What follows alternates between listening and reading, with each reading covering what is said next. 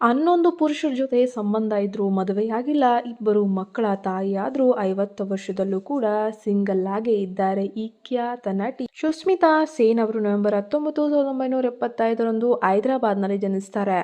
50ನೇ ವರ್ಷಕ್ಕೆ ಕಾಲಿಡ್ತಿದ್ದಾರೆ. 1994ರಲ್ಲಿ ಅವರು miss universe ಕಿರೀಟವನ್ನ ಪಡೆದಿದ್ರು. ಈ ಪ್ರಶಸ್ತಿಯನ್ನ ಗೆದ್ದ ಮೊದಲ ಭಾರತೀಯರಾಗಿದ್ದಾರೆ. ಮಿಸ್ ಯೂನಿವರ್ಸ್ ಗೆದ್ದ ನಂತರ ಅವರು ಹಿಂದಿ ಚಿತ್ರರಂಗಕ್ಕೆ ಪಾದಾರ್ಪಣೆ ಮಾಡ್ತಾರೆ. 50ನೇ ವಯಸ್ಸಿನಲ್ಲೇ ಅವರು ಇನ್ನೂ ಮದುವೆಯಾಗದೆ ಸಿಂಗಲ್ ಒಂಟಿಯಾಗೇ ಇದ್ದಾರೆ. ಒಂದಷ್ಟು ಮಾಹಿತಿಗಳ ಪ್ರಕಾರ ಅವರು ಒಟ್ಟು 11 ಪುರುಷರೊಂದಿಗೆ ಸಂಬಂಧವನ್ನ ಹೊಂದಿದ್ರು ಅಂತ. ರಜತ್ ತಾರಾ ಸುಷ್ಮಿತಾ ಅವರ ಮೊದಲ ಗೆಳೆಯ ವಿಕ್ರಮ್ ಭಟ್ ವಿವಾಹಿತ ಚಲನಚಿತ್ರ ನಿರ್ದೇಶಕ. ಅವರೊಂದಿಗೆ ಸಂಬಂಧ ಹೆಚ್ಚು ಕಾಲ ಉಳಿಲಿಲ್ಲ.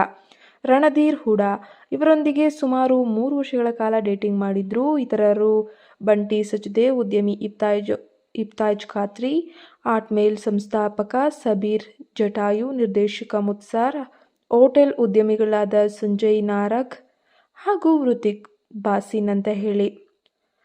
ರೋಹ್ಮನ್ ಶಾಲ್ ಅವರಿಗಿಂತ 15 ವರ್ಷ ಕಿರಿಯರಾದ ಇವರೊಂದಿಗೆ ಡೇಟಿಂಗ್ ನಡೆಸಿದ್ರು. ಲಲಿತಾ ಮೋದಿ ಇತ್ತೀಚೆಗೆ IPL ಸಂಸ್ಥಾಪಕ ಲಲಿತಾ ಮೋದಿ ಅವರೊಂದಿಗೆ ಅವರ ಸಂಬಂಧ ವ್ಯಾಪಕವಾಗಿ ಚರ್ಚೆಗೆ ಒಳಗಾಗಿತ್ತು.